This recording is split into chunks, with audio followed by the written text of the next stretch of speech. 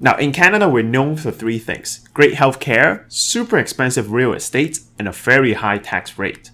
On average, every Canadian have to spend about 1/3 of their paycheck over their lifetime for taxes. Now, to offset this problem, the government actually offers something called Registered Retirement Plan, RRSP, that we can buy every year to reduce our income, thus reducing our tax payable. Now, a lot of people argue that RRSP, even though it sounds nice to reduce tax upfront, it doesn't really solve a lot of problem, because at the end of the day, when you withdraw it eventually, you still have to count as income and thus probably pay tax on it. So this week, we're going to explore a strategy called RRSP Meltdown that could potentially reduce your income tax by a huge amount when you withdraw from your RRSP eventually. Now, before we jump into it, I want to share that the Manulife Bank recently is doing a promotion offering 2% interest rate for 4 months when you open an account with them and you deposit money in their Advantage account. Now, this is also the main bank that I use for myself because it doesn't have a lot of restrictions. It also is free to open and it doesn't charge me monthly fee. So if you're looking to park your emergency fund somewhere and earn some extra interest for the next 4 months,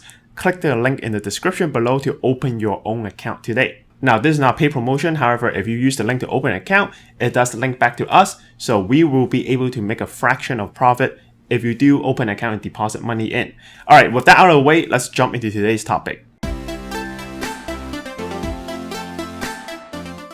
So first, let's quickly talk about the 3 major complaints of RRSP, and then we'll talk about how RRSP Meltdown Strategy can potentially overcome these problems. Now, the very first one is obviously the tax at withdrawal. Anytime you withdraw anything from your RRSP to use, other than if you're using it for your first-time home buyer plan or learning plan, it is going to count as income. So if you take $15,000 from your RRSP this year, your income is now plus $15K when you file tax on it. Now, the idea is actually that while you're young, you're working, you're making a lot more money, you will be at a higher tax bracket. So if you buy RRSP that year, you will be writing off at a higher tax bracket, maybe 30, 40, or even higher percentage. When you are retiring and you withdraw that back out, you would be adding it to your income, but because you don't make as much as before, you're likely going to have a much lower tax bracket, or maybe even zero if it's under the basic threshold, meaning you can pocket the difference between what you have to save up front versus what you have to pay back eventually.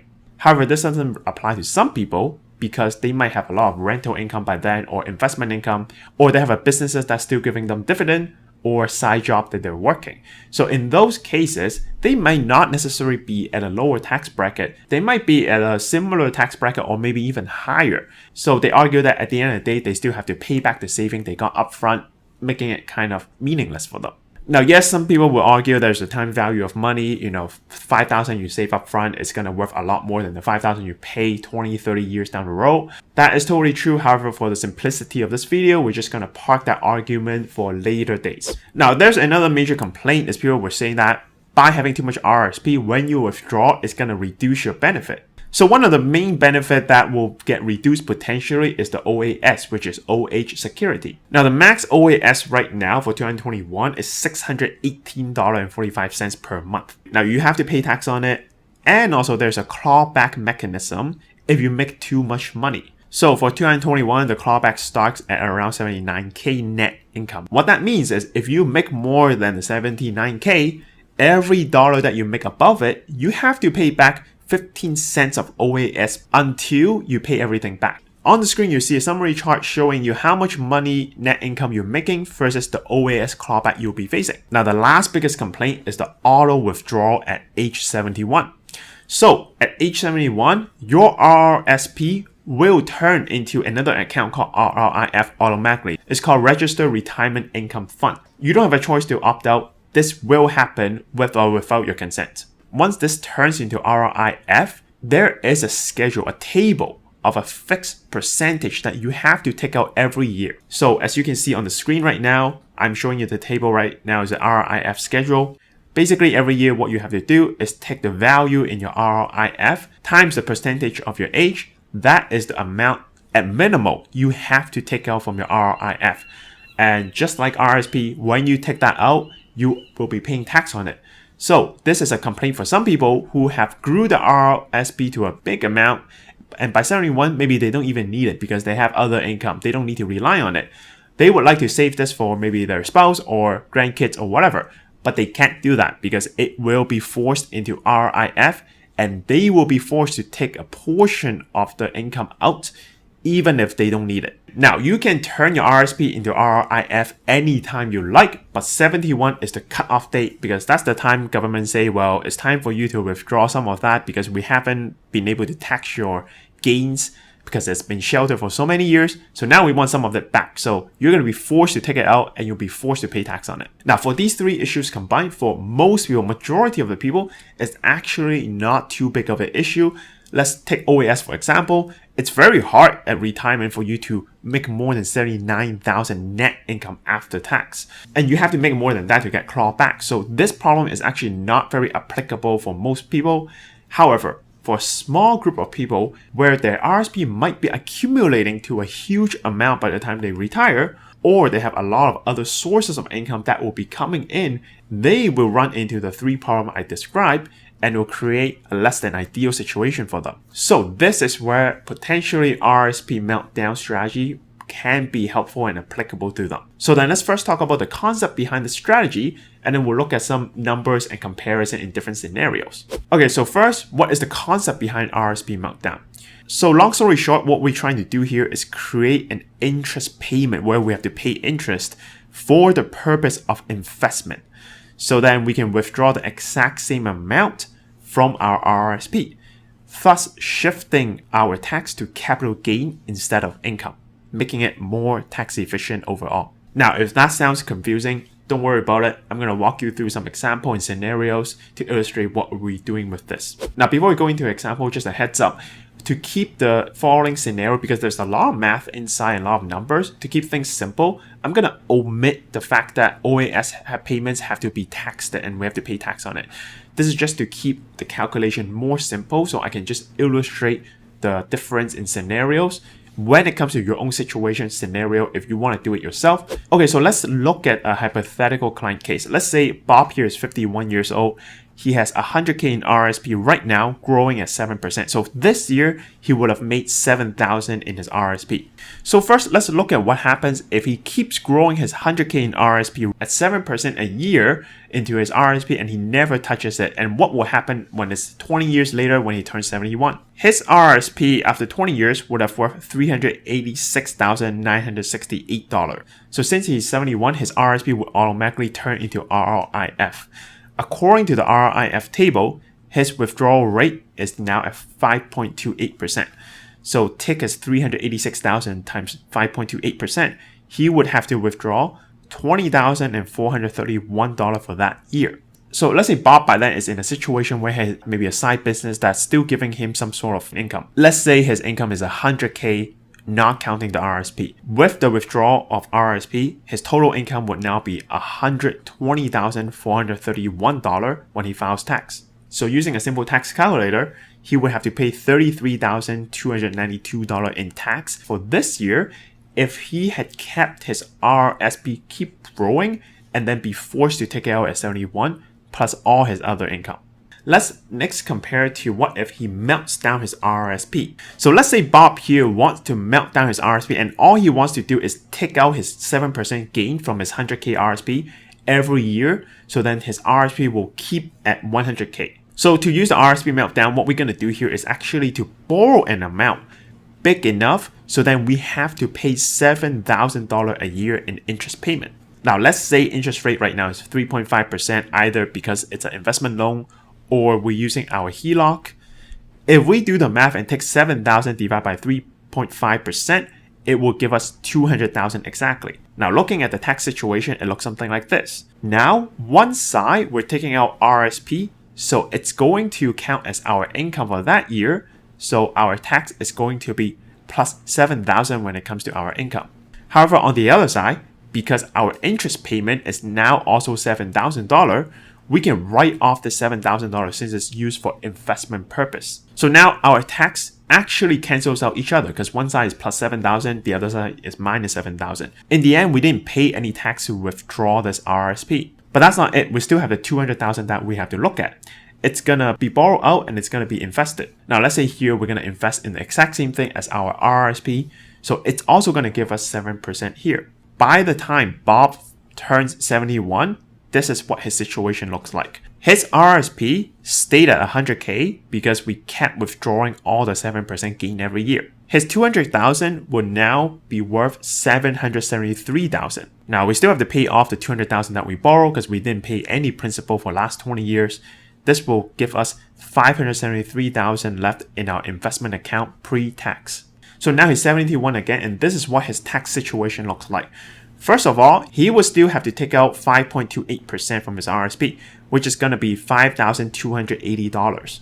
Now let's say for apple to apple comparison's sake, he said, hey, I know if I didn't do anything about this, I would be forced to take out $20,431 in my previous example. So I would like to take the exact same thing. So I want to take the remaining from my investment account, which is $15,151. So this will come out from his non-registered investment account. So now his tax situation looks like this. He still made 100K on the side with his other income. He has $5,280 from the RRIF withdrawal, which counts as income, and a $15,151 from his investment. But this is counted as capital gain.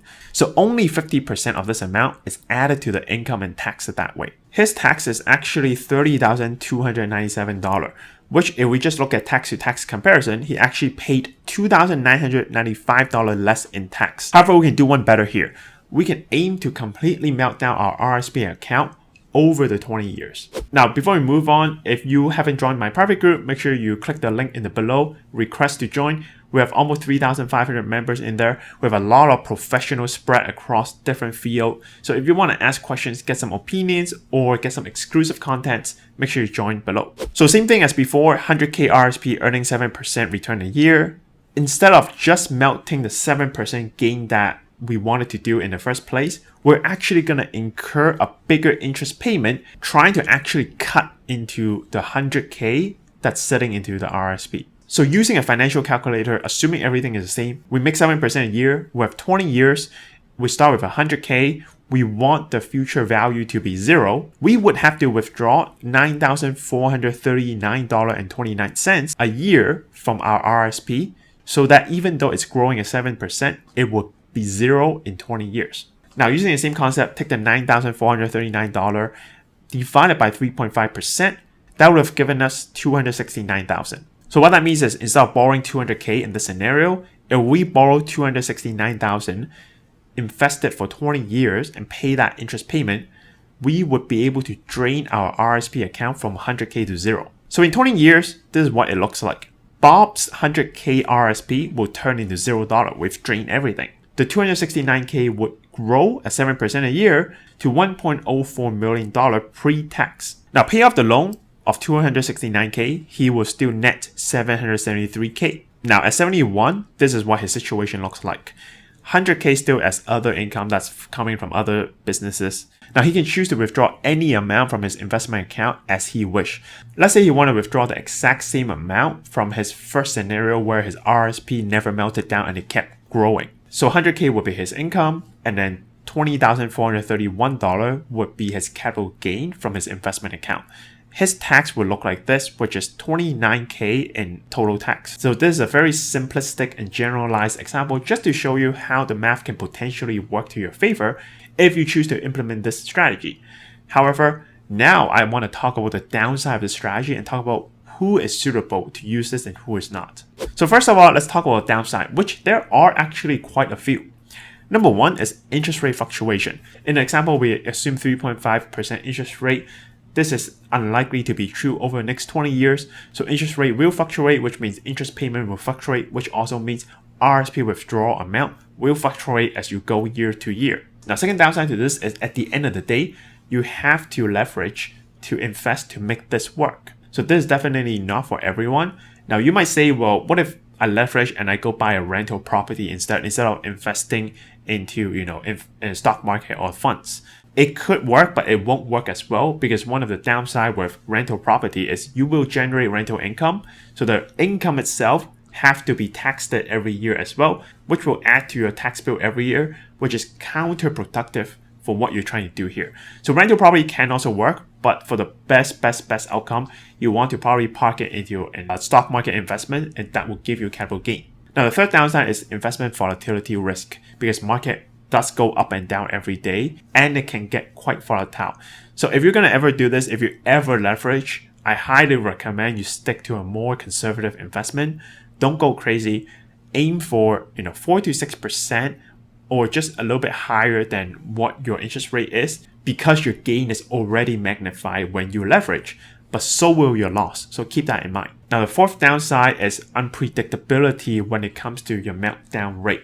Because of the first three examples, your return is unstable, your interest rate is also fluctuating, and also you might be adding more RSP for the next 20 years as well. And it makes the meltdown rate and prediction very hard to calculate, and it's different year to year. So while the scenario I presented to you looks great, everything works well, realistically it never works like this. So that's something you have to keep in mind as well. So then who is this strategy is for?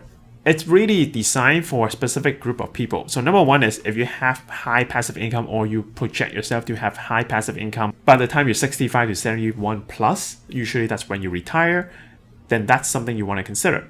Second group is probably if you have a huge RSP portfolio, it's going to be into the many hundreds of thousands, and you continue to invest aggressively over the next 1 or 2 decades. That's something you want to consider. Some people can grow the RSP up to $1 million.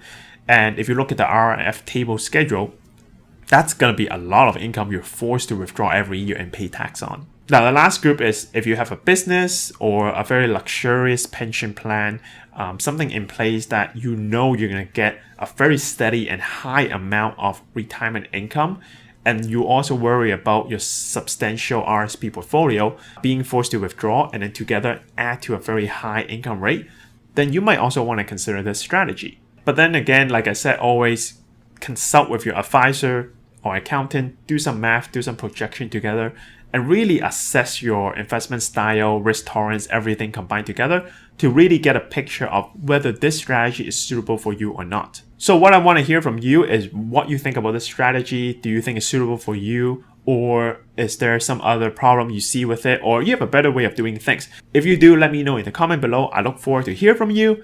And if you like this kind of video, I do upload 8:30 EST every Tuesday. So make sure you like, subscribe to my channel, click the bell button so you get all the notifications in the future. Alright, this is Jacky. I hope you found this interesting. I'll see you next week. Bye!